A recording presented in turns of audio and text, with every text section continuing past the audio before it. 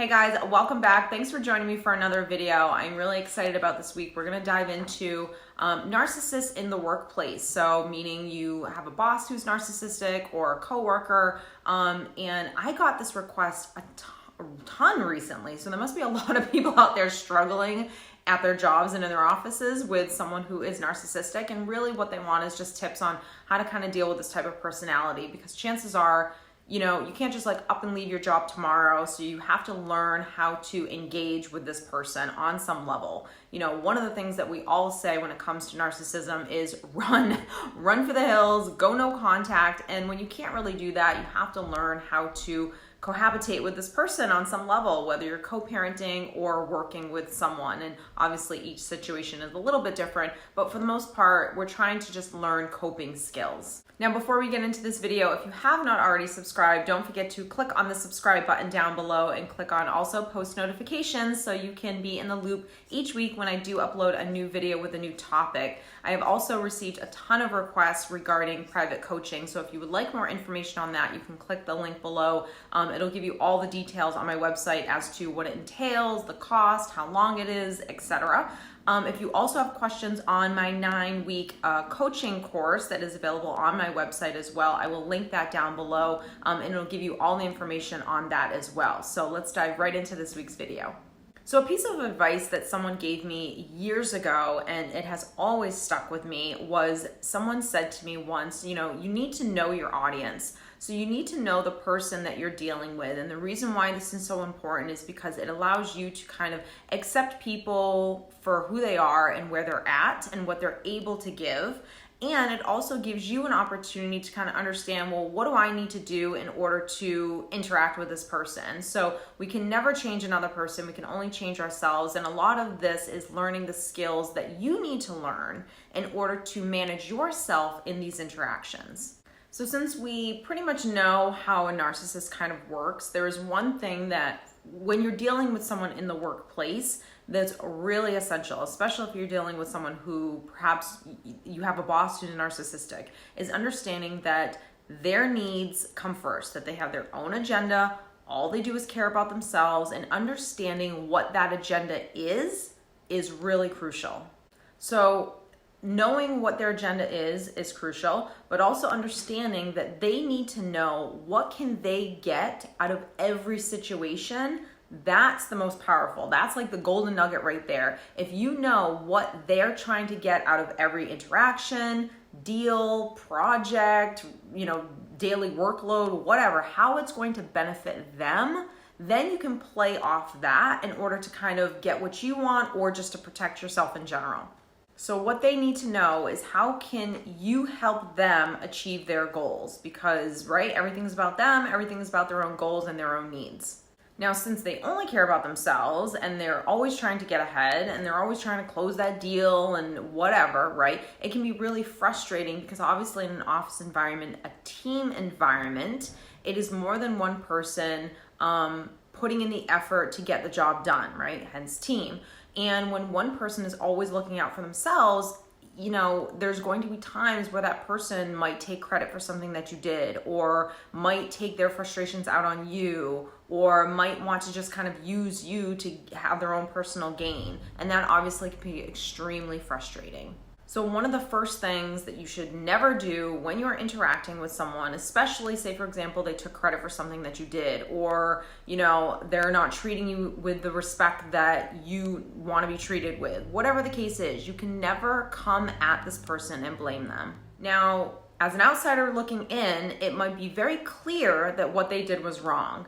But if you want to play nice in the sandbox and get something out of the situation yourself, because you're in this job and you can't just leave tomorrow, you're going to have to learn how to play nice in the sandbox. And one of the first things is never blaming them.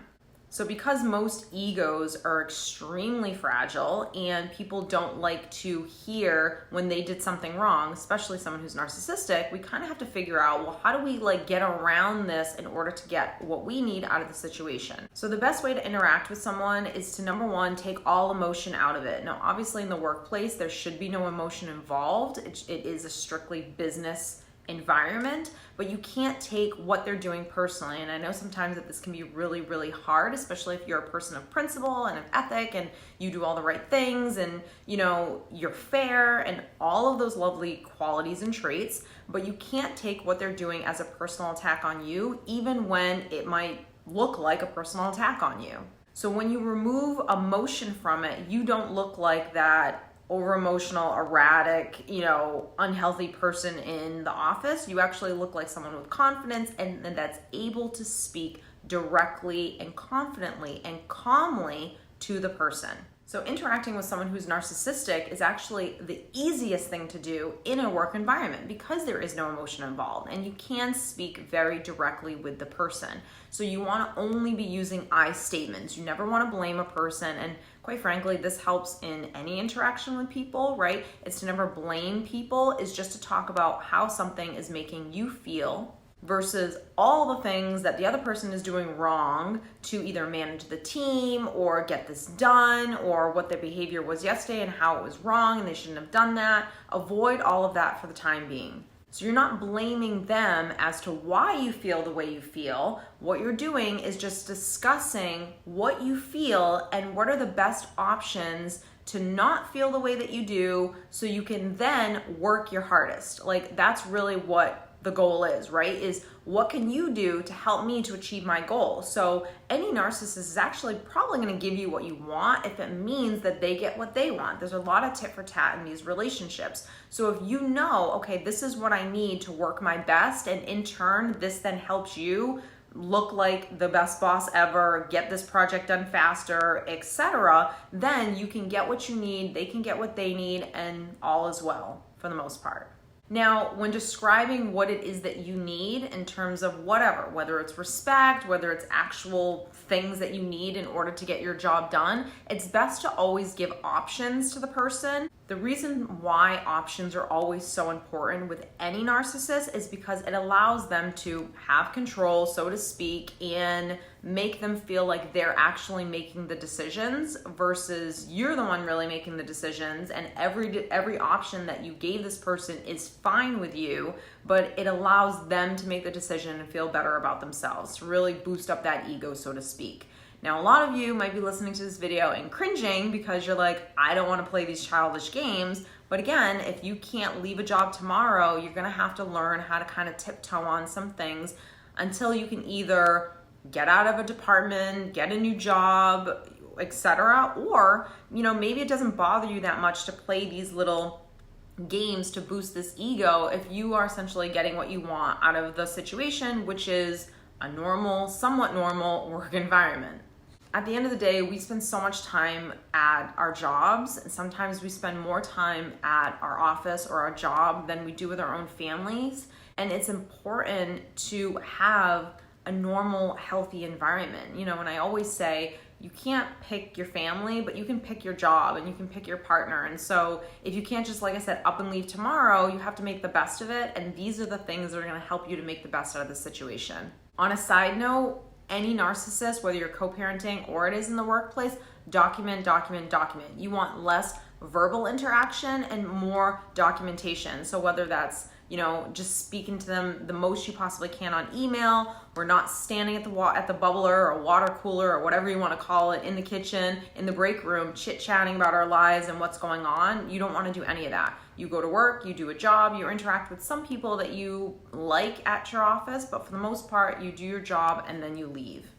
One of the things that can be extremely frustrating with someone who's narcissistic is their ability to be relentless. And if you've known any narcissist, you'll know at the end of the day, they want what they want and they want it right now. And so when they ask you of something, they want an answer immediately. And this was always the thing that frustrated the most out of me when I was ever dealing with someone who was narcissistic, was they were very relentless. They were an extreme pusher until they got either an answer or got what they wanted. And so if you're dealing with someone in an office situation or a boss, etc., this is 1,000% going to happen. So you're going to get the email about what it is that they want. You're going to get the phone call. You're going to get them coming up to your office or, up to your desk and asking you. So they're going to bug you until they get an answer or they finally get what they want from you. So learning how to, set boundaries is 100% something that you need to practice. And if you fear confrontation, hate to break it to you, this person is teaching you how to let those fears go and learn how to stand up for yourself.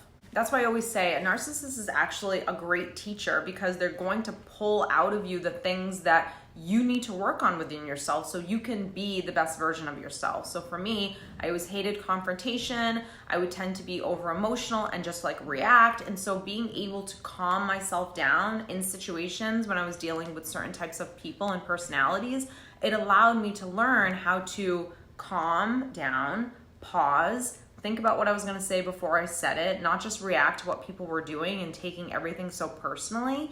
It allowed me to speak softly and more calm and slower so I could get my thoughts across. Or quite frankly, it taught me just to, be able to disengage from someone and do that in a healthy way. So either way, this person is going to teach you great life skills if you can use this person to your benefit and not have it be such a, detriment to your day-to-day life. So you being able to set boundaries and enforce the boundaries is something that's absolutely huge. Like I said, document is something that is 100% needs to happen. And when all else fails, at the end of the day, depending on the situation, if you're in a job where the money's great and you don't want to leave the money, at the end of the day, don't you just want your own happiness? And quite frankly, the money will come in something else that you do if you believe that that's the case. If you come from lack and you think that this is the job and you're never going to find another job that's going to pay you what you're getting paid here, then again, that's the stuff that you need to work on within yourself, because that is not the case. That's just what you're telling yourself. Those are your assumptions. Those are your fears of leaving something that you perhaps have known for a really long time and venturing into the unknown.